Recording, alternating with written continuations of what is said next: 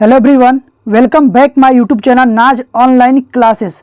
So guys, आज मैं आप लोगों को इस वीडियो में बताने वाला हूँ क्लास 10 मैथ। ठीक है, मैथ का चैप्टर नंबर 1 से लेकर के चैप्टर नंबर 4 तक का जितना भी मोस्ट इंपोर्टेंट क्वेश्चन है ना, वो मैं इस वीडियो में आप लोगों को बताने वाला हूँ। तो आप लोग बस वीडियो में बने रहें और वीडियो को अंत तक देखें। ठीक है, अगर आप लोग बोर्ड एग्जाम 2025 में एग्जाम देने वाले हो तो ये वीडियो आप लोग के लिए काफ़ी महत्वपूर्ण है। तो आप लोग को बस वीडियो में बने रहना है और वीडियो को अंत तक देखना है। तो दोस्तों, कल की वीडियो में हम लोगों ने 5 तक कर लिए थे, प्रश्न संख्या 5वीं तक पूरा फाइनल हो चुका था। ठीक है, अगर आप लोग नहीं देखा हो तो आप लोग जा करके देख सकते हैं। ठीक है, उसके बाद ही इस वीडियो को देखें। आज हम लोग करेंगे प्रश्न संख्या 6 से लेकर के प्रश्न संख्या 24 तक। ठीक है, आप लोग देख लो। यहाँ से मैं इसका जितना भी मोस्ट इंपोर्टेंट क्वेश्चन है ना, वो सारे क्वेश्चन को मैं लिया हूँ। तो बस आप लोग को क्या करना है, वीडियो में बने रहना है और वीडियो को अंत तक देखना है। ठीक है, अगर आप लोग अंत तक देखते हो तो आप लोग का जितना भी मैथ का डाउट है ना, वो सारे के सारे क्लियर हो जाएंगे। ठीक है, तो चलिए हम लोग वीडियो का स्टार्ट करते हैं। तो ये प्रश्न संख्या 6वां है कि दिया है कि एक द्विघात बहुपद ज्ञात कीजिए जिनके शून्यकों का योग तथा गुणनफल क्रमशः -3 तथा 2 है। ठीक है, अब देखो ये प्रश्न में क्या बोला है, बोला कि हम लोग एक द्विघात बहुपद ज्ञात करना। ठीक है, अब देखो द्विघात बहुपद का जो व्यापक रूप होता है, मैं आप लोग बता दे रहा हूं। इसका जो व्यापक रूप होता है ना, वो क्या होता है, ax² + bx + c। ठीक है, इस रूप में हम लोग को एक द्विघात बहुपद ज्ञात करनी है। ठीक है, तो इसका जो दिया कि देखो इसमें दे दिया है, यहाँ से हम लोग देखो लिखेंगे हल लिख लो। उसके बाद लिखेंगे दिया है, लिखेंगे दिया है। जो दिया उसको हम लोग लिख लेंगे। तो इसमें दिया है शून्यकों का योग,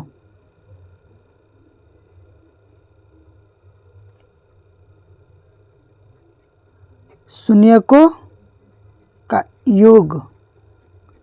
ये क्या होता है आप लोग का, मान लो एक शून्यक अल्फा है तथा एक शून्यक बीटा है, तो इसका जो योग हो जाएगा ये आप लोग को दिया है -3।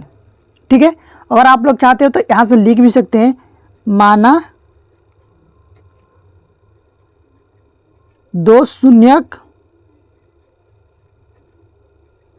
अल्फा तथा बीटा है, ऐसे आप लिख सकते हैं। ठीक है, उसके बाद आप लोग लिखना शून्यकों का योग। ठीक है, तो ये हो जाएगा अल्फा + बीटा, तो ये -3 दे दिया। ठीक है, उसके बाद लिखेंगे शून्यकों का गुणनफल, शून्यकों का गुणनफल। ये आप लोग का अल्फा × बीटा हो जाएगा, ये दे दिया है 2। ठीक है,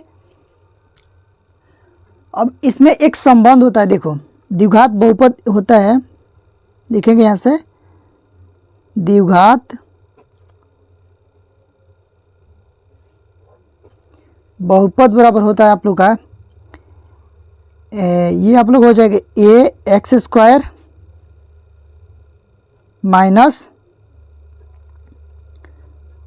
अल्फा + बीटा x, और ये होता है प्लस अल्फा × बीटा।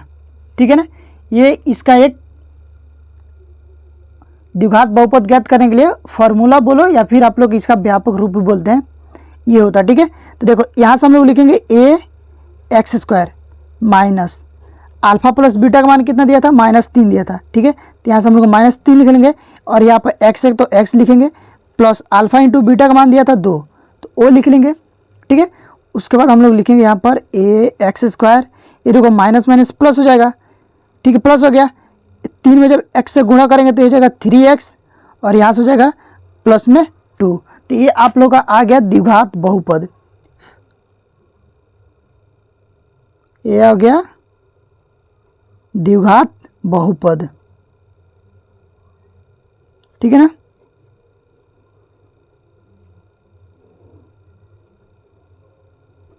तो बस इतना आंसर हो जाएगा। ठीक है, तो उम्मीद करता हूं कि यह प्रश्न आप लोगों को जरूर समझ में आया होगा।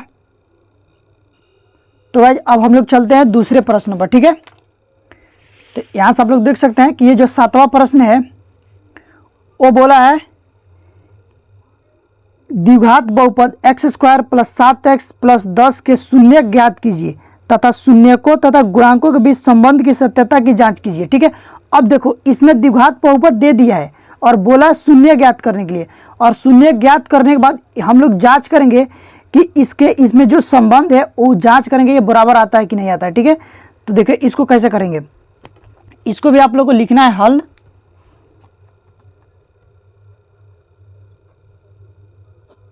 एकदम प्रॉपर तरीके से बता रहा हूँ जैसे बोर्ड एग्जाम में किया जाता है। ठीक है ना, वैसे ही आप लोग को जैसा मैं लिख रहा हूँ वैसे ही आप लोगों को करना भी है। ठीक है, लिखेंगे दिया है, देखो क्या दिया है, द्विघात बहुपद दे दिया है,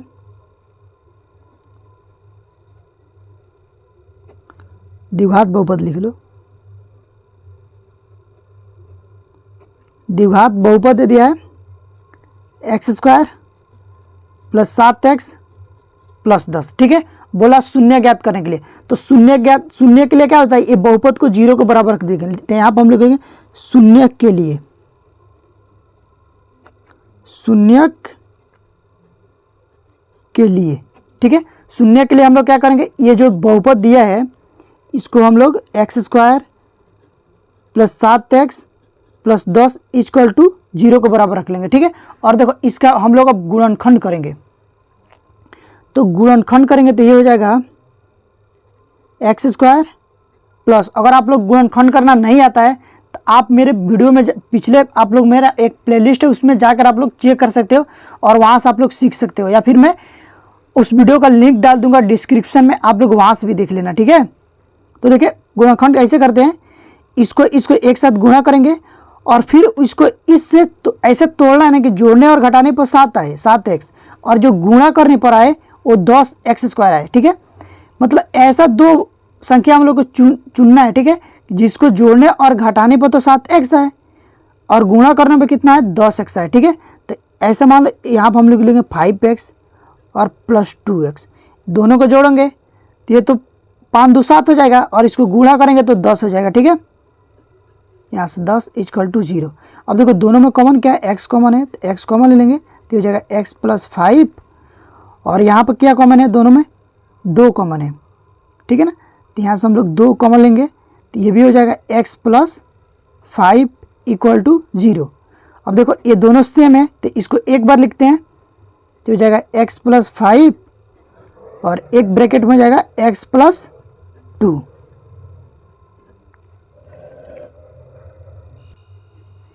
एक बार इसको 0 के बराबर रखेंगे, x + 5 बराबर 0 रखेंगे, और एक बार x + 2 को 0 के बराबर रखेंगे। ठीक है, तो यहाँ से x का जो मान आएगा वो आप लोग आएगा -5, और यहाँ से भी जो x का मान आएगा वो आएगा -2। ठीक है, तो यही आप लोग को शून्य है, तो इसको हम लोग अल्फा बीटा भी बोलते हैं। ठीक है, तो इसको मान लो अल्फा बराबर -5 आ गया। ठीक है, और बीटा बराबर -2 आ गया। ठीक है ना, तो अब हम लोग जांच करेंगे। ठीक है, देखो जांच कैसे करते हैं, यहां से हम लिखेंगे शून्यकों का योगफल,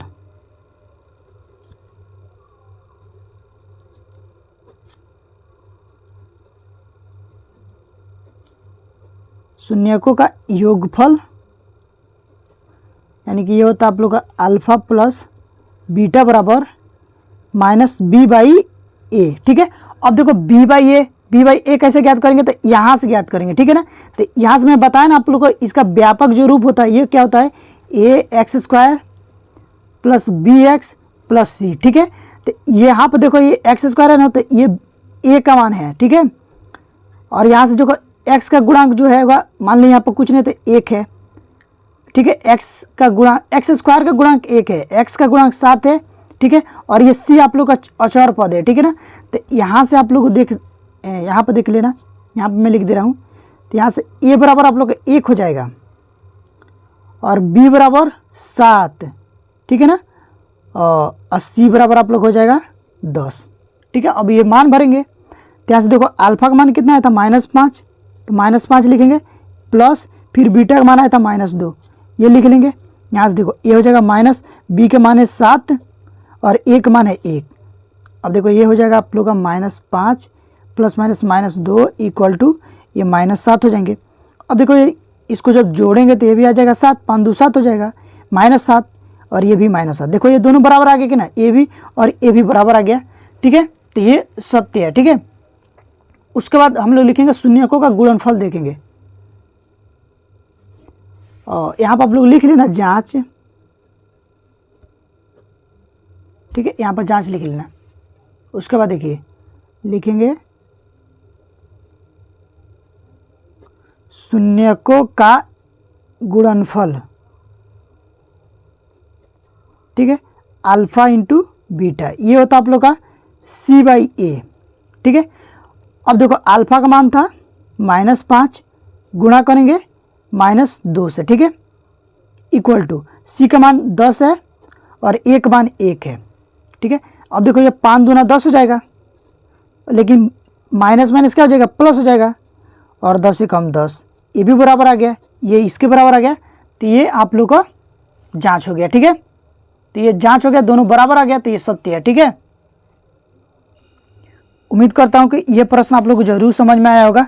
तो अब हम लोग चलिए प्रश्न संख्या 8वां को करते हैं, ठीक है। तो देखो ये प्रश्न संख्या 8 है, वो दिया कि किसी द्विघात बहुपद f(x) बराबर 2x² plus 5x plus k के अल्फा तथा बीटा के वर्गों का योग 40 है, तो k का मान ज्ञात कीजिए, ठीक है। प्रश्न को देखो अच्छे से पढ़ना है कि प्रश्न में दिया क्या है, ठीक है ना। अब देखो ये दे दिया कि एक यहाँ पर देखो एक द्विघात बहुपद दे दिया है, ठीक है ना। इसका जो शून्यक अल्फा है और बीटा है, ठीक है ना, और बोला कि इनके वर्गों का जो योग दे दिया ना वो 40 दे दिया है, ठीक है। मैं एक बार पहले समझा दे रहा हूँ, उसके बाद करेंगे। देखो ये अल्फा और बीटा है, मान लो ये अल्फा है, ठीक है, और ये बीटा है। तो ये बोला कि इनके वर्गों का योग जो दिया है, ये जो alpha square plus beta square जब हम लोग करते हैं तो ये कितना दे दिया है, 40 दे दिया है, ठीक है ना। ये प्रश्न में दे दिया है, ठीक है ना। उसके बाद पूछा कि k का मान ज्ञात कीजिए, ठीक है।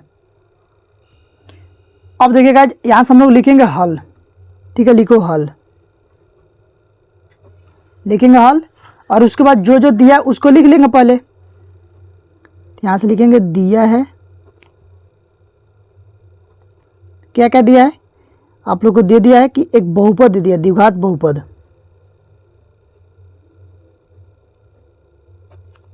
द्विघात बहुपद f(x) बराबर आप लोग को दे दिया 2x² plus 5x plus k, ठीक है। और क्या दिया है, और दिया है कि इनके शून्यक जो है अल्फा तथा बीटा के वर्गों का योग दे दिया है, ठीक है ना। अब अभी मैं आप लोग को बताया ये अल्फा का स्क्वायर प्लस बीटा का जो स्क्वायर है उसका जो मान दे दिया ना वो कितना दे दिया है, 40 दे दिया है, ठीक है। तो फिर पूछा k का मान, k का मान हम लोग को ज्ञात करना, ठीक है। तो सबसे पहले हम लोग क्या करते हैं, देखो k का मान ज्ञात करने के लिए अल्फा प्लस बीटा का पहले मान ज्ञात कर लेते हैं, ठीक है। तो यहाँ से हम लोग लिखेंगे शून्यकों का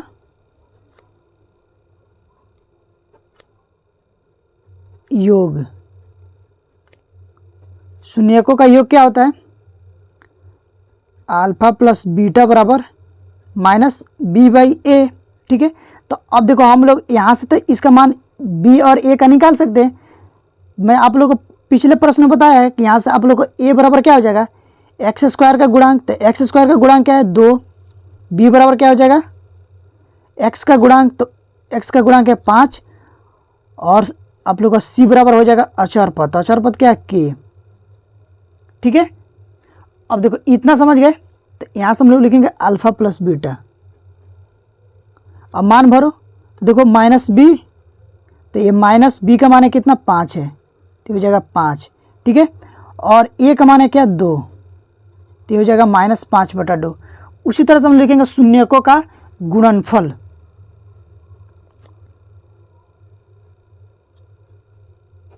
शून्यकों का गुणनफल, तो ये आप लोग होता है alpha into beta equal to c by a, ठीक है। तो हो जाएगा alpha into beta equal to आप लोग हो जाएगा सी का मान है के और ए का मान है 2। इतना समझ गए। देखो इतना मान निकल गया। उसके बाद आगे देखो कैसे करेंगे। तो गाइज हम लोग यहाँ से ज्ञात करेंगे जो दिया था ना कि alpha square plus beta square का जो मान दे दिया था वो 40 दे दिया था, ठीक है। तो देखो इसको हम लोग इस तरीके से लिख सकते हैं, अल्फ़ा प्लस बीटा का वर्ग माइनस 2 अल्फ़ा इंटू बीटा, ऐसे लिख सकते हैं। देखो कैसे, मान लीजिए जब हम इसको तोड़ेंगे तो अल्फ़ा प्लस बीटा का वर्ग माइनस 2 अल्फ़ा इंटू बीटा, ठीक है। ये देखो इसको जब ए स्क्वायर प्लस बी स्क्वायर के पावर तोड़ेंगे तो इसका मान कैसा आएगा, ए हो जाएगा आप लोग का ए स्क्वायर, सॉरी यहाँ से देख लो 1 मिनट, चूँकि ए प्लस बी का होल स्क्वायर आप लोग का होता है a square plus b square plus 2ab होता है ना, देख लीजिए यहाँ पर ये होता है। तो उसी के हिसाब से हम लोग तोड़ेंगे तो ये हो जाएगा आप लोग का अल्फ़ा का स्क्वायर प्लस बीटा का square plus 2 alpha into beta होता है ना कि 2ab, तो अल्फ़ा इंटू बीटा, और ये माइनस में कितना 2 अल्फ़ा इंटू बीटा। अब देखो ये प्लस में ये माइनस में कट जाएगा तो बचा क्या, अल्फ़ा का स्क्वायर प्लस बीटा का स्क्वायर, ठीक है। इसी प्रकार हम लोग इसको ऐसे तोड़ सकते हैं, ठीक है। तोड़ लिए उसके बाद हम लोग मान भरेंगे। अब देखो अल्फ़ा प्लस बीटा का मान कितना था -5 और यहाँ पर इक्वल टू 40 है तो उसको भी लिख लेंगे, ठीक है ना।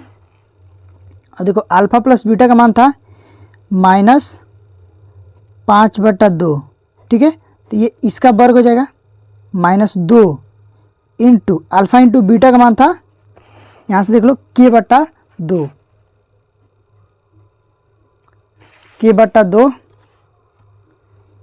इक्वल टू 40, ठीक है। इतना हो गया। आगे देखिए इसका वर्ग करेंगे तो हो जाएगा 25, इसका वर्ग करेंगे तो हो जाएगा 4, और ये माइनस के देखो वर्ग होता है ना तो ये प्लस हो जाता है, ठीक है। यहाँ से हो जाएगा -2, ये देखो 2 से 2 कट जाएगा, बस बचा क्या k, माइनस में k इक्वल टू 40, ठीक है। अब देखो k माइनस में इधर जाके आ जाएगा प्लस में हो जाएगा, और ये इधर आएगा तो क्या माइनस में हो जाएगा। तो यहाँ से हम लोग लिखेंगे 25/4 माइनस में 40 इक्वल टू k उधर जाकर प्लस में हो गया। यहाँ पर कुछ नहीं तो 1 लिखेंगे, 1 लिख लिए। उसके बाद आप लोग क्या करेंगे, 4 लॉस अप आ जाएगा तो हो जाएगा 25 और माइनस में हो जाएगा 40 नहीं होगा, और 4 बार में जाएगा तो 4 चौको 16 हो जाएगा, यानी कि 160 हो जाएगा, ठीक है। 160 हो जाएगा। इसको घटाएंगे तो ये हो जाएगा आप लोग का 25 माइनस 160 में जब आप लोग घटाओगे तो ये हो जाएगा आप लोग का 135, लेकिन माइनस में आएगा क्योंकि ये माइनस में से घट रहा है, ठीक है ना। इसमें से घट रहा है ना तो ये माइनस हो जाएगा /4, ठीक है। तो ये जो k का मान आ गया वो आ गया आप लोग का -135/4, ठीक है। इतना आंसर हो जाएगा। उम्मीद करता हूँ कि ये प्रश्न भी आप लोग को समझ में ज़रूर आया होगा। तो आप लोग वीडियो को पॉज करके प्रश्नों को लिख लो और अच्छे से आप लोग तैयार कर लो, क्योंकि ये सारे प्रश्न बोर्ड एग्जाम के दृष्टि से काफ़ी महत्वपूर्ण है। मैं इसमें जितना भी प्रश्न बताऊंगा ना वो टोटल के टोटल बोर्ड एग्जाम से रिलेटेड है, बोर्ड एग्जाम में बार बार पूछे गए हैं, ठीक है। अब हम लोग चलते हैं अगले प्रश्न पर, ठीक है। तो प्रश्न संख्या 8 तक हो गया, अब ये प्रश्न संख्या 9वां है, ठीक है। इसको देखो, ये बोला कि प्रतिस्थापन विधि द्वारा हल कीजिए, ठीक है। और 2 समीकरण दे दिया। पहला है x - y = 2, दूसरा है कि 4x + 7y = 30, ठीक है। अगर आप लोग को प्रतिस्थापन विधि समीकरण को हल करना नहीं आता है तो आप मेरे पिछले वीडियो में जाके आप लोग देख सकते हैं। मेरा एक प्लेलिस्ट है, उसमें आप लोग को मिल जाएगा, ठीक है। नहीं तो मैं आप लोग को डिस्क्रिप्शन में लिंक डाल दूंगा, आप लोग वहाँ से भी देख लेना, ठीक है। तो देखिए इस प्रश्न को कैसे करते हैं।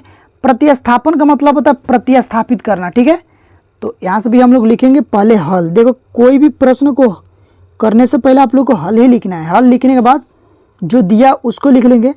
यहाँ से लिखेंगे दिया है, ठीक है ना। पहला समीकरण दे दिया है x माइनस वाई बराबर 2, इसको समीकरण नंबर 1 मान लेंगे। वह जो दूसरा समीकरण दे दिया है वो दिया है क्या 4x plus 7y equal to 30, ठीक है। इसको हम लोग समीकरण नंबर 2 मान लेते हैं, ठीक है। अब हम लिखेंगे समीकरण 1 से, समीकरण 1 से। तो समीकरण 1 क्या है x minus y equal to 2। यहाँ से x का मान ज्ञात करेंगे तो x बराबर आप लोग हो जाएगा, ये देखो y माइनस में इधर आएगा क्या हो जाएगा प्लस में हो जाएगा, तो ये 2 प्लस वाई हो जाएगा, ठीक है। इसको समीकरण नंबर हम लोग 3 मान लेंगे, ठीक है। अब हम लिखेंगे x का मान, x का मान समीकरण नंबर, देखो x का मान 1 से ज्ञात किया तो 1 में नहीं रखेंगे 2 में रखेंगे, ठीक है। ये बात आप लोग को ध्यान में रखना। समीकरण 2 में रखने पर कभी भी आप लोग अगर डाउट होगा, कितने भी बच्चों का डाउट होगा कि सर x का मान समीकरण 2 से निकाल सकते हैं, बिल्कुल निकाल सकते हैं, ठीक है। आप 1 से निकालो या फिर 2 से निकालो, ठीक है, उसमें कोई मसला नहीं है। लेकिन अगर आप लोग 1 से निकालते हो तो उसको 2 में रखना है, अगर 2 से निकालते हो तो उसको 1 में रखना है। इन बातों को आप लोग को ध्यान में रखना है, ठीक है।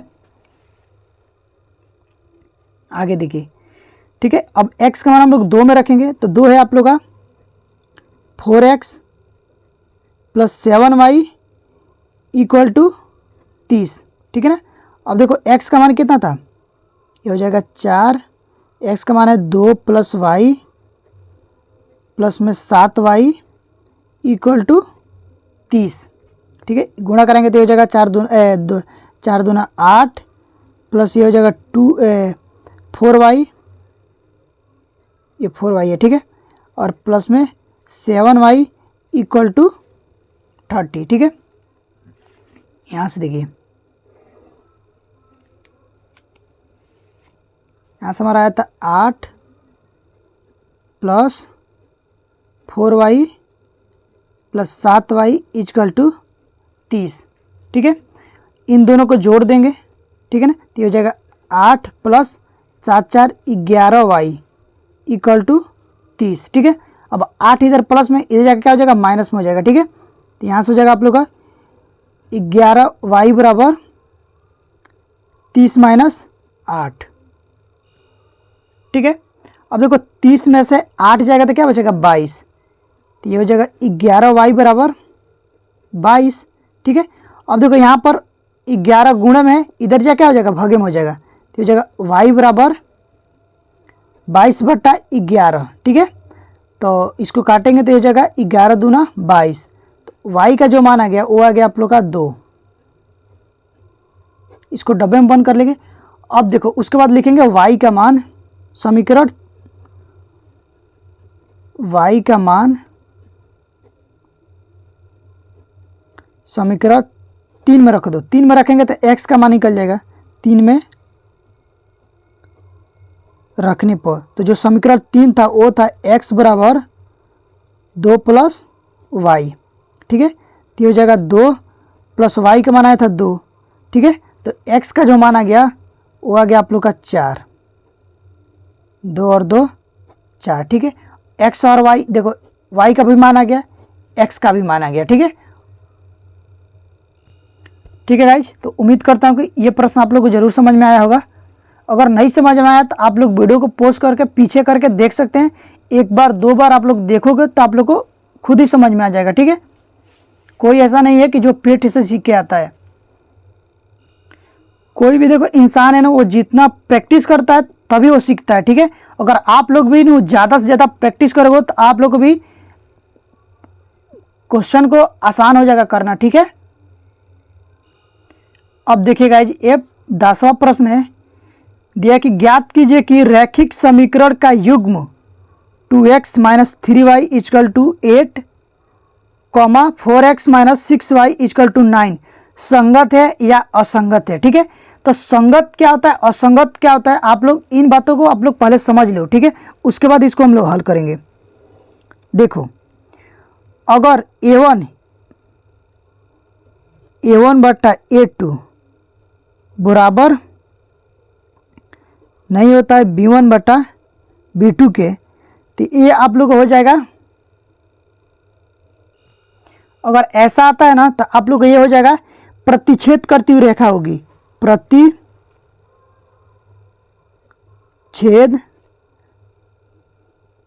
करती रेखा होगी और इसका एक हल होगा, और इसका एक हल होगा। अगर हल होगा ना तो फिर ये क्या हो जाएगा, संगत हो जाएगा। ये बात ध्यान में रखना, जब जब हल होगा तब तक ये संगत होगा, ठीक है।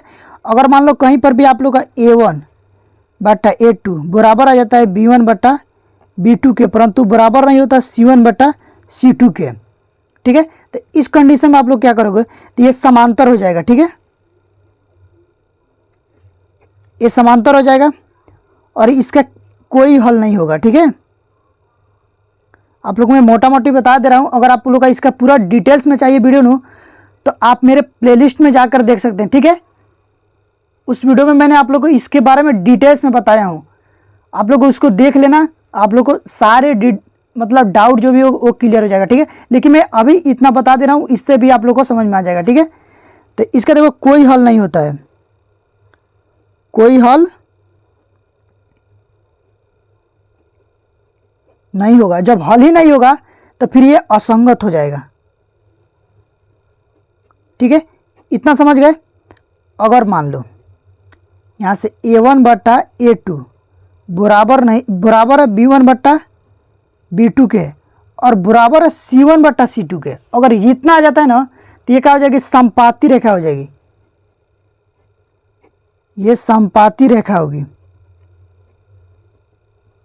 समपाती रेखा का मतलब कि एक रेखा ऐसे जाएगा ना तो ठीक इसके ऊपर ही एक रेखा जाएगा, यानी कि बहुत सारे बिंदुओं पर टच करेगा, ठीक है। और इसका अनेक हल होगा, ठीक है। अनेक हल होगा तो फिर ये क्या हो जाएगा, हल होगा। बोल रहा है कि अनेक हल होगा लेकिन हल होगा, तो फिर ये क्या हो जाएगा, संगत हो जाएगा। असंगत कब होता है, जब ये रेखाएं समांतर हो, ठीक है। जब रेखाएं क्या हो, समांतर हो, कि एक रेखा ऐसे जाएगी और एक रेखा ऐसे जाएगी। इस कंडीशन में आप लोग का कोई भी हल नहीं हो। हल कब होता है, जब दो रेखा आप लोग को आपस में टच करे, जैसे कि यहाँ पे प्रतिच्छेद करे। मैं बताया यहाँ पर प्रतिच्छेद करते एक रेखा ऐसे जाएगा और एक रेखा ऐसा आएगा, ये एक बिंदु पर टच करेगा, ठीक है। तो इसका केवल एक हल होगा, ठीक है ना। और इसमें कोई भी बिंदु टच नहीं हो रहा है, ठीक है ना, तो ये समांतर होगा, इसका कोई हल नहीं होगा, फिर ये असंगत हो जाएगा, ठीक है। और यहाँ से देखो संपाती का मतलब एक तो रेखा ऐसे गई, ठीक इसके ऊपर एक रेखा और जाएगी और ये अनंत बिंदुओं पर टच करती हुई जाएगी, ठीक है ना। तो इसका अनेक हल होगा और जब हल होगा तो फिर क्या हो जाएगा, संगत हो जाएगा। तो ये समझ गए। अब आइए हम लोग प्रश्न को करते हैं।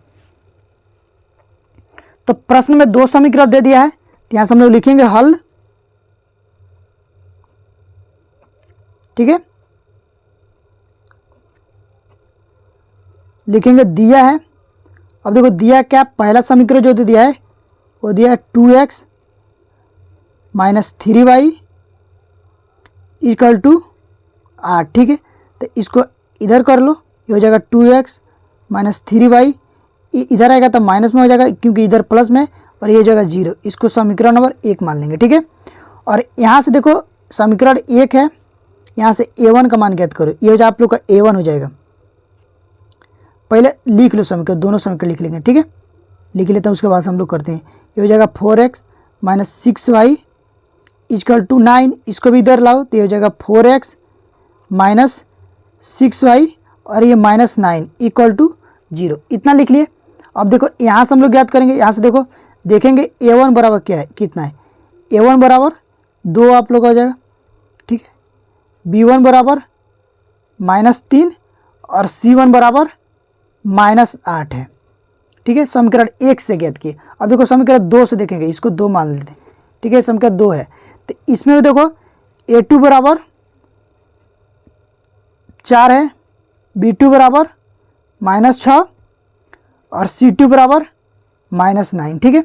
अब हम लोग चेक करेंगे, देखो लिखेंगे A1 बटा A2। A1 कितना है 2, A2 कितना है 4, कटेगा तो 2 एकम 2, 2 दूना 4, ठीक है। तो ये आप लोग का 1 बटा 2 आ गया, ठीक है।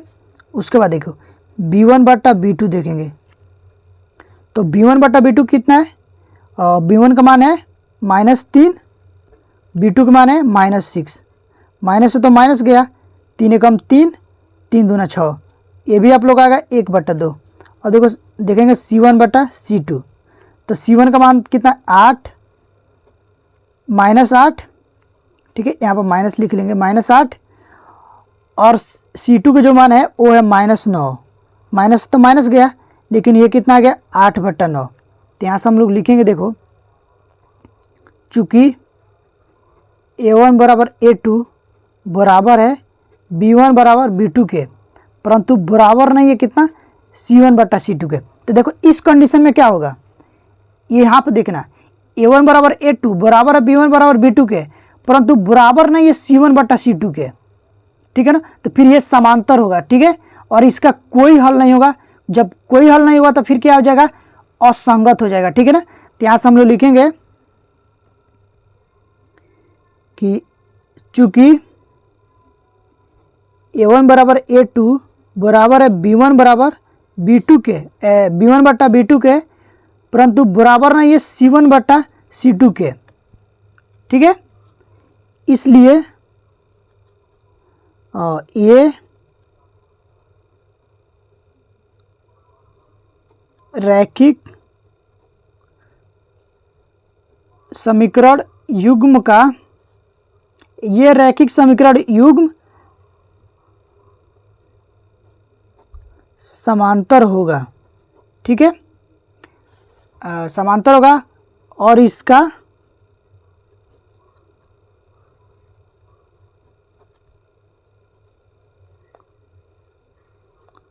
कोई हल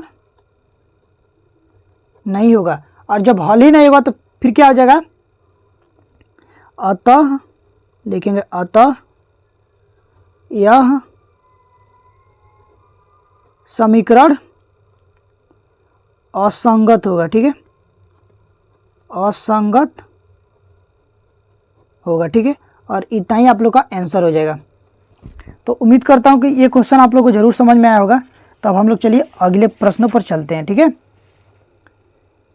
तो यहाँ से जो अगला प्रश्न दिया है वो दिया है आप लोग का 11वां, ठीक है। 11 नंबर प्रश्न दिया कि निम्नलिखित समीकरण निकाय को विलोपन विधि से हल कीजिए, ठीक है। अब देखो मैंने अभी पिछले प्रश्न में आप लोगों को प्रतिस्थापन विधि बताया था, और ये आप लोगों को आ गया अब विलोपन विधि आ गया, ठीक है ना। तो देखो विलोपन विधि को कैसे हल करते हैं वो भी मैं आप लोगों को बता दे रहा हूँ, ठीक है। तो सबसे पहले देखो ये दो समीकरण दिया है, इसको पहले हम लोग अच्छे से पहले हल कर लेते हैं, ठीक है। ये देखो ये प्लस में इधर इधर जाकर माइनस में हो जाएगा, तो इसको पहले व्यवस्थित कर लेते हैं, ठीक है। पहले लिखेंगे हल, ठीक है ना। अब देखो ये प्रश्न दिया था x + 2 + 2i बटा 3 + 1 = 0, ठीक है ना। ये +1 को उधर ले जाओ तो ये माइनस में हो जाएगा x बटा 2 + 2i बटा 3 = -1, ठीक है। इसका L से लॉस ऑफ लेंगे तो हो जाएगा 3 दूना 6, ठीक है। तो हो जाएगा 3x इसके साथ, और ये इसके साथ गुणा होगा, और प्लस में हो जाएगा 2 दूना 4, 4y, ठीक है, = -1। अब देखो यहाँ पर कुछ नहीं तो 1 लिखो, इसको तिरछा तिरछी गुणा करा देंगे, तो ये तो हो जाएगा आप लोग का 3x + 4y = -6। समीकरण नंबर इसको 1 मान लेते हैं, ठीक है। ठीक उसी प्रकार इस समीकरण को हम लोग व्यवस्थित करेंगे। तो ये आप लोग का x - y बटा 2 = 3, यहाँ पर कुछ नहीं तो 1 लिखेंगे, 2 लॉसअप आ जाएगा तो हो जाएगा 2x - y, ठीक है ना, = 3। यहाँ से दो कुछ नहीं तो 1 लिखेंगे, तिरछा तिरछी गुणा करा देंगे, ये हो जाएगा 2x - y = 3 दूना 6, हो गया। ये समीकरण नंबर आप लोग का आ गया 2। इतना समझ गए। अब देखो, अब हम लोग क्या करते हैं, एक गुणांक है, जैसे x का हो या फिर आप लोग का y का हो, इसको हम लोग बराबर करते हैं, ठीक है ना। तो इसमें देखो x का गुणांक 3 है, यहाँ पर x का गुणांक क्या है, 2 है। इनको बराबर करेंगे तो हम लोग लिखेंगे, इसमें 2 से गुणा करेंगे तो ये 6 हो जाएगा, इसमें 3 से गुणा करेंगे तो ये भी 6 हो जाएगा, ठीक है। तो हम लोग लिखेंगे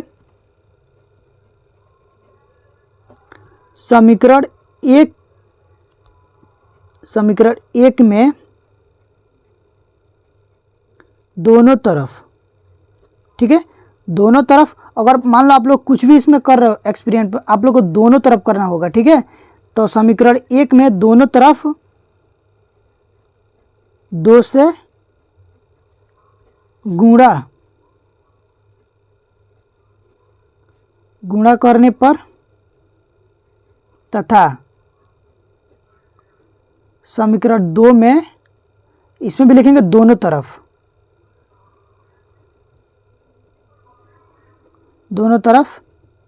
3 से गुणा करने पर,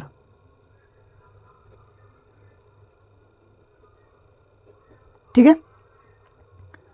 अब देखो, इसमें जब हम लोग 2 से गुणा करेंगे तो ये जाएगा आप लोग का 3 दूना 6x प्लस 4 दूना 8y इक्वल टू माइनस में जाएगा 6 दूना 12, ठीक है। तो ये समीकरण नंबर 1 है, ठीक है ना। और इसमें देखो गुणा करेंगे 3 से, तो ये जाएगा 3 दूना 6x माइनस ये हो जाएगा 3y इक्वल टू 6 3 18, तो हो जाएगा 18। ये समीकरण नंबर 2 है, ठीक है। और इसको हम लोग क्या करेंगे, घटा देंगे। घटाने पर क्या होता है, चिन्ह बदल जाता है, तो ये माइनस हो जाएगा और ये प्लस हो जाएगा और ये क्या हो जाएगा, माइनस में हो जाएगा। ये तो कट गया प्लस माइनस, ठीक है। और देखो ये दोनों प्लस में है, ये भी प्लस में, ये भी प्लस में, तो इसको जोड़ देंगे। 8 3 कितना हो जाएगा, 11y, ठीक है, इक्वल टू ये दोनों माइनस में है, 12 8 और ये हो जाएगा आप लोग का 30, ठीक है, माइनस में 30 हो जाएगा, ठीक है। अब देखिए यहाँ से हम लोग लिखेंगे, ये हो जाएगा आप लोग का 11y इक्वल टू -30, तो y बराबर हो जाएगा -30/11, ठीक है। y का मान आ गया। अब y का मान आप लोग किसी भी समीकरण में रख देंगे तो x का मान आ जाएगा, ठीक है। तो हम लिखेंगे y का मान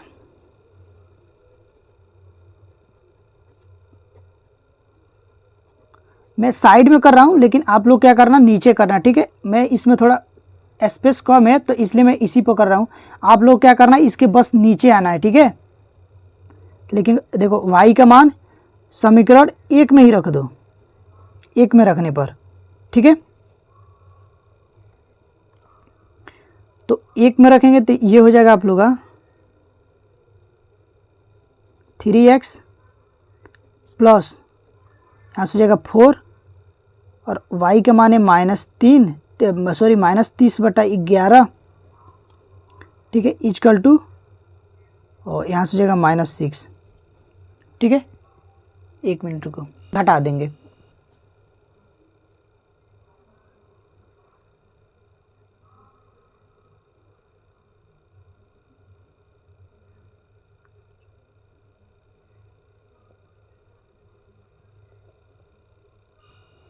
देखो 120 में से जब 66 घटाएंगे, ठीक है, तो ये आप लोग को बचेगा क्या, 54, ठीक है ना। अब देखो 54/11, ठीक है, हो जाएगा 54/11। तो यहाँ से आप लोग हो जाएगा, ये दिया 3x इक्वल टू 54/11। अब देखो यहाँ से 3 गुणे में, इधर का क्या हो जाएगा, भागे में हो जाएगा, बटे में आ जाएगा। तो x बराबर हो जाएगा 54/11 गुणे 3, 3 एकम 3 और 18 3 54, तो x बराबर आप लोग हो जाएगा 18/11। तो x का मान आ गया 18/11, ठीक है। और y का मान आया था -30/11, ठीक है ना। तो ये होता आप लोग का विलोपन विधि। तो इतना आप लोग का आंसर हो जाएगा, ठीक है। तो गाइज हम लोग कितना सीख लिए हैं, और 11 तक कर लिए। उसके बाद हम लोग को ये 12वां प्रश्न है, ठीक है, जो कि ये प्रश्न काफ़ी महत्वपूर्ण है बोर्ड एग्जाम के दृष्टि। ये तो काफ़ी इम्पोर्टेंट है, इसको मैं देखो, ये वेरी वेरी इंपॉर्टेंट है, ठीक है, ये बहुत इंपॉर्टेंट क्वेश्चन है। इसको आप लोग ये क्वेश्चन बार बार बोर्ड एग्जाम में पूछा जाता है, ठीक है ना।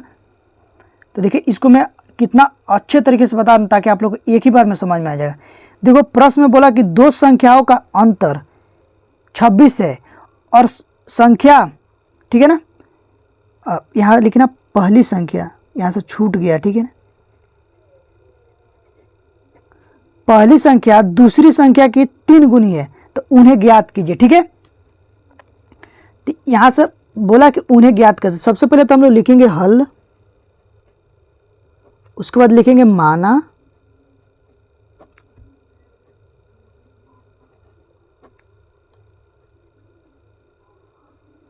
माना पहली संख्या x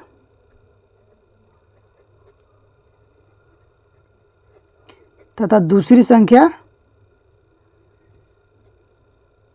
y है, ठीक है। तो अब हम लोग लिखेंगे प्रश्नानुसार।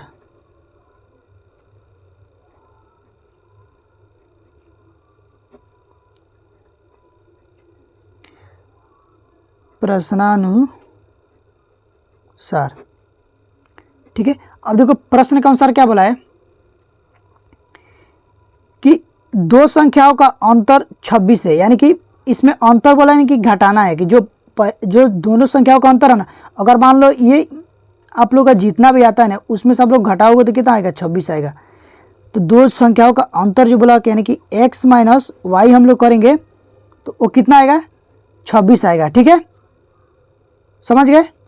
उसके बाद देखिए, तो इस समीकरण नंबर 1 मान लो। उसके बाद दूसरी कंडीशन में ये बोला है कि पहली संख्या दूसरी संख्या की 3 गुनी है। ये देखो, ये जो पहली संख्या x है ये दूसरी संख्या कितनी है, 3 गुनी है, तो इससे ये 3 गुनी ज़्यादा है। ये जो x है ना ये y से 3 गुनी ज़्यादा है, ठीक है। तो इसको बराबर करने के लिए हम लोग y से 3 में गुणा करेंगे तभी तो ये दोनों बराबर होगा। ये हो जाएगा x बराबर 3y, इसको समीकरण नंबर 2 मान लेंगे, ठीक है। अब हम लोग लिखेंगे x का मान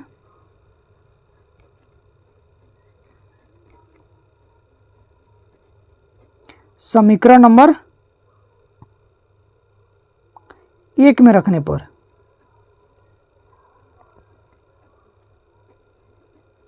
ठीक है। तो समीकरण 1 है x माइनस वाई बराबर, यहाँ से 26 था, सॉरी आ गया, यहाँ पर 26 था, ठीक है, 26 हम लोग लिखेंगे 26, ठीक है। अब देखो तो y का मान कितना है, x का मान है 3y minus y equal to 26, तो ये हो जाएगा 2y इक्वल टू 26, ठीक है। तो y बराबर हो जाएगा आप लोग का, ये y इधर गुणे में है, इधर का भगे में जाएगा तो कट जाएगा, तो 13 बार में कट जाएगा, 13 दूना 26 हो जाएगा, तो y का मान आ गया 13, ठीक है। अब देखो y का मान हम लोग यहाँ पर रख देंगे तो x का मान निकल जाएगा, ठीक है। तो y का मान यहाँ पर रखेंगे तो ये हो जाएगा आप लोग का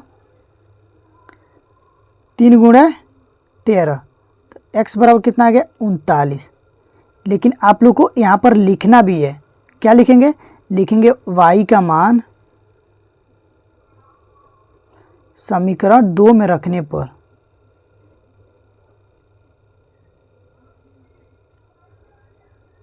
ठीक है ना। अब देखो x और y दोनों का मान आ गया, एक आ गया कितना 39 आ गया x का मान, जो इसकी जो बड़ी संख्या होगी कितनी 39 होगी और जो छोटी संख्या कितनी होगी, इसमें बड़ी छोटी नहीं बोला लेकिन पहली जो संख्या होगी वो 39 होगी और जो दूसरी संख्या होगी कितनी होगी 13 होगी, जो कि हम लोग यहाँ माने थे, ठीक है। ये जो पहली संख्या 39 आप लोग आ गया और ये जो दूसरी संख्या वो आ गया आप लोग का 13, ठीक है। और देखो इसका अंतर बोला था ना कि इसका अंतर यानी कि x में से जब हम लोग y घटाएंगे तो 26 मिलेगा। यहाँ से देखो मैं करके दिखा रहा हूँ, ये 39 है, ठीक है, x का मान y का मान कितना है 13 है, जब इसको हम लोग घटाएंगे तो 26 आएगा। आप लोग करके देख लेना, 39 में से जब आप लोग 39 में से 13 घटाओगे ना तो आप लोग को 26 ही मिलेगा। तो प्रश्न में यही बोला था कि दोनों संख्याओं का जो अंतर है वो 26 है, यानी कि पहली संख्या में से अगर हम लोग दूसरी संख्या घटाते हैं ना तो 26 मिलेगा, यही प्रश्न में बोला था, ठीक है। तो हम लोग का ये सवाल हल हो गया। तो उम्मीद करता हूँ कि ये भी प्रश्न आप लोग को जरूर समझ में आया होगा।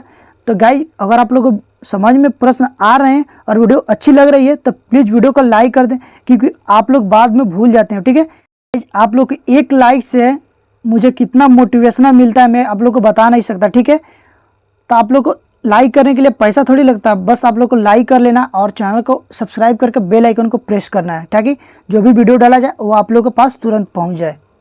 ठीक है, तो चलिए अब हम लोग इसका नेक्स्ट प्रश्न को हल करते हैं। ठीक है, अब देखिए यहाँ से 13 नंबर प्रश्न है और ये प्रश्न भी काफ़ी इम्पोर्टेंट है। ठीक है, तो बोला कि दो समपूरक कोणों में बड़ा कोण छोटे कोण से 18 डिग्री अधिक है तो उन्हें ज्ञात कीजिए। ठीक है, प्रश्न को अच्छे से पढ़ना है, उसके बाद ही प्रश्न को हल करना है। तो बोला कि दो समपूरक कोणों में बड़ा कोण जो है ना छोटे कोण से 18 डिग्री अधिक है। यहाँ पर पहले ये बात समझ लो। देखो, समपूरक कोण क्या होता है? समपूरक कोण का मतलब होता है कि दो जब कोणों को जोड़ेंगे ना तो 180 मिलेगा। समपूरक कोण का मान यही होता है। समपूरक कोण का मान होता है कि जब दो कोण को आप लोग जोड़ेगो तो कितना मिलना चाहिए? 180 डिग्री। ठीक है ना, अगर मान लो कोई कोण x है और कोण कोई y है तो इनको जब जोड़ेंगे तो कितना मिलेगा? 180। समपूरक कोणों का मान ये होता है कि दो कोणों का योग 180 अंश हो। ठीक है, तो इसमें हम लोग बोला कि उन्हें ज्ञात कीजिए, तो हम लोग लिखेंगे हल। कोण बोला तो हम लोग लिख लेंगे माना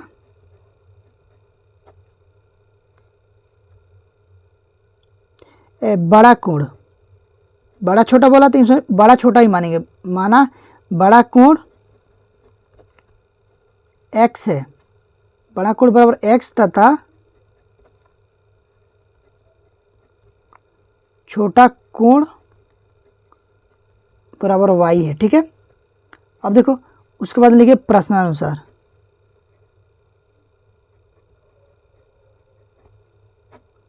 प्रश्नानुसार में प्रश्न में बोला कि दो समपूरक कोणों में बड़ा कोण। अब ये बात आप लोग समझना, दो समपूरक कोण है, यानी कि जो x और y कोण है ना, समपूरक मतलब ये हो गया कि x और y को जब हम लोग जोड़ेंगे ना दो कोणों क्या होता है? मान 180 होता है। यहीं से एक समीकरण मिल गया। तो ये हो गया आप लोग का समीकरण नंबर 1।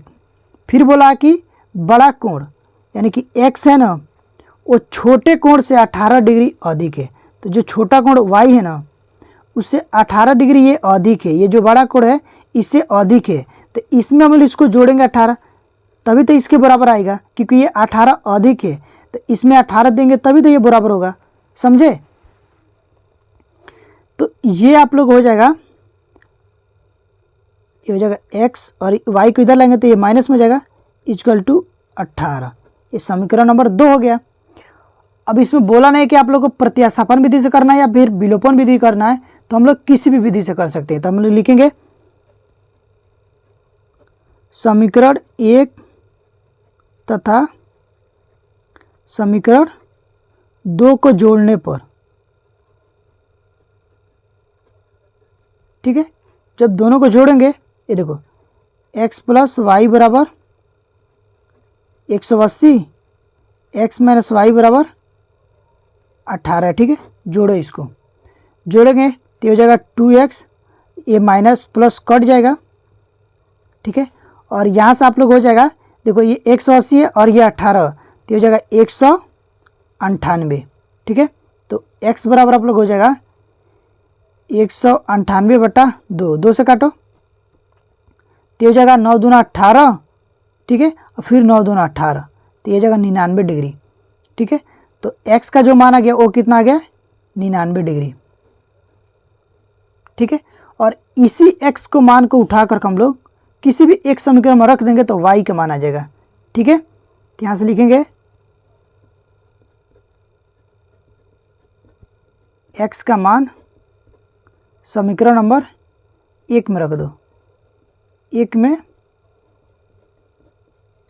रखने पर, ठीक है, जब हम लोग 1 में रखेंगे तो x प्लस वाई बराबर 180। ठीक है, तो x का मान कितना आता है? 99। तो हो जाएगा 99 degree plus y equal to 180 degree. ठीक है, y को इधर रहने दो, 99 को उधर ले जाओ, तो ये हो जाएगा 180 माइनस 99, क्योंकि इधर प्लस में है, इधर क्या हो जाएगा माइनस में हो जाएगा। तो फिर ये घटेगा तो आप लोग कितना हो जाएगा, 180 में से आप लोग 99 घटाओगे तो फिर देखो कितना बचेगा, ये आप लोग हो जाएगा 81 डिग्री। ठीक है, देखो जब हम लोग 81 डिग्री और 99 डिग्री को जब जोड़ेंगे तो 180 डिग्री हो जाएगा। ठीक है, तो हम लोग क्या माने थे, बड़ा कोण आप लोग आ जाएगा 99 डिग्री और जो छोटा कोण आ गया वो कितना आ गया 81 डिग्री। और मैं अभी बताया आप लोग को, ये दोनों कोणों को हम लोग जोड़ेंगे तो 180 मिलेगा। देखो इन दोनों को जोड़ोगे तो 180 मिलेगा कि नहीं मिलेगा, तो प्रश्न में यही बोला था। ठीक है, अब देखिए इसमें 14 नंबर प्रश्न जो दिया है वो दिया कि 2x plus 3y equal to 11 और 2x minus 4y equal to minus 24 को हल कीजिए और इससे m का वह मान ज्ञात कीजिए जिसके लिए y बराबर mx प्लस 4 को संतुष्ट हो। ठीक है, तो हम लोग पहले तो इसको हल करेंगे, इन दोनों समीकरण को x और y का मान निकालेंगे और x और y का मान निकाल के इसमें रखेंगे तो फिर यहाँ से m का मान निकल जाएगा। ठीक है, तो इसमें ना बोला है प्रतिस्थापन विधि बोला है और ना ही विलोपन विधि बोला है, तो हम लोग को जो विधि आसान लगेगा उसको उस विधि को लगाएंगे और उसको हल करेंगे। ठीक है, तो चलिए हम लोग इसको हल करते हैं। तो सबसे पहले लिखेंगे हल, उसके बाद से जो दिया वो लिख लेंगे। दिया क्या दिया है, समीकरण दे दिया 2x plus 3y equal to 11, इसको समीकरण नंबर 1 मानो और फिर दे दिया 2x minus 4y equal to minus 24, इसको हम लोग समीकरण नंबर 2 मान लेते हैं। ठीक है, अब देखो मान लिए, अब हम लोग देखो इसका और इसका इन दोनों का जो x का गुणांक है वो सेम है ना, तो हम लोग लगाएंगे विलोपन विधि। तो यहाँ से लिखेंगे विलोपन विधि।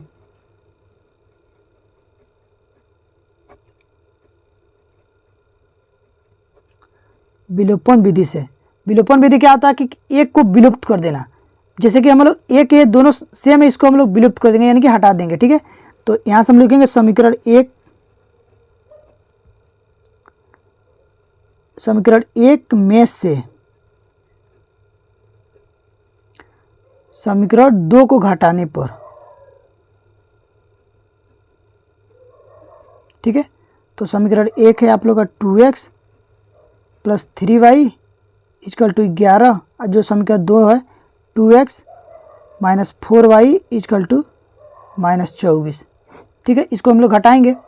अब देखो ये तो घटाने पर चिन्ह बदल जाता है, ये माइनस हो जाएगा और ये प्लस हो जाएगा और ये क्या हो जाएगा, ये माइनस है तो ये प्लस हो जाएगा। ठीक है, और ये कट गया और ये प्लस में 7 और यहाँ पे प्लस में 4, तो ये हो जाएगा आप लोग 4 3 7y इक्वल टू, ये भी प्लस में ये भी प्लस में है तो 24 और 11 ये हो जाएगा 35। ठीक है, तो y बराबर आप लोग हो जाएगा 35 और इधर 7 गुणे में इधर आकर बट्टे में हो जाएगा तो 7 पचे 35, तो y का मान आ गया 5।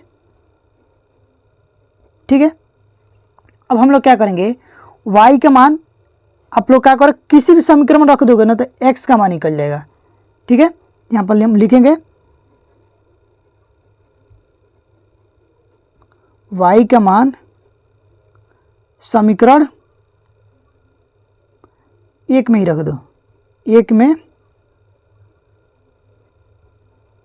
रखने पर।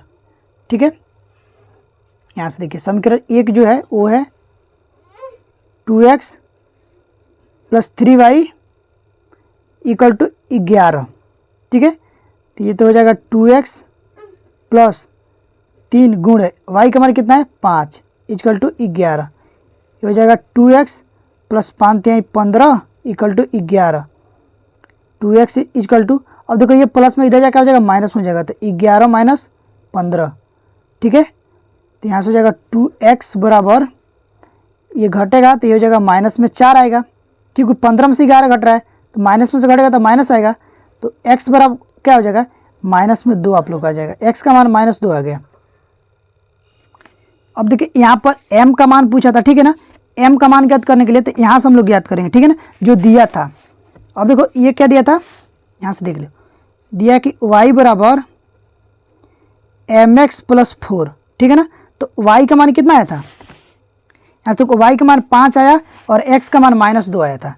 y का मान आया था 5 और यहाँ से x का मान आया था m गुणे में -2 आया, ठीक है, प्लस में 4, ठीक है। ये हो जाएगा 5 = माइनस में 2m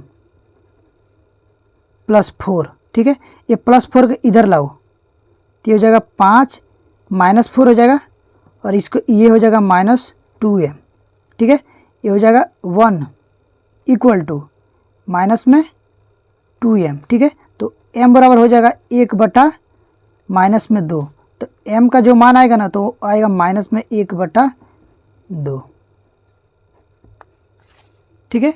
तो उम्मीद करता हूँ कि ये भी प्रश्न आप लोग को समझ में आ गया होगा, ठीक है गाइज। तो गाइज हम लोग 14 प्रश्न तक कर चुके हैं, ठीक है। प्रश्न संख्या 14 तक उसको पूरा हल कर चुके हैं, ठीक है। तो हम लोग अगले वीडियो में करेंगे 15, ठीक है। देखो प्रश्न संख्या 15, 16, ठीक है ना, 17, 18, 19, 20, 21, 22, 23, ठीक है। और इसका जो लास्ट क्वेश्चन है वो 24, ठीक है। इन सारे प्रश्नों को हम लोग अगले वीडियो में करेंगे। इस वीडियो में क्योंकि ये वीडियो ज़्यादा लंबा हो गया है, 1 घंटा से ऊपर होने वाला है वीडियो, तो आप लोग उसको भी ज़रूर देखना, ठीक है। और जो इसका पहले मैं बनाया हूँ वीडियो उसको भी आप लोग ज़रूर जा करके देखना, ठीक है। तो गाइज अगर आप लोग को वीडियो अच्छी लगी हो तो प्लीज़ वीडियो को लाइक करके चैनल को सब्सक्राइब करके बेल आइकन को प्रेस कर दे, ताकि जो भी वीडियो डालें वो सबसे पहले आप लोगों को पास पहुँचे और आप लोग को अच्छे से तैयारी हो पाए, ठीक है। तो अभी के लिए बस इतना ही, मिलते हैं नेक्स्ट वीडियो में, तब तक के लिए जय हिंद जय भारत।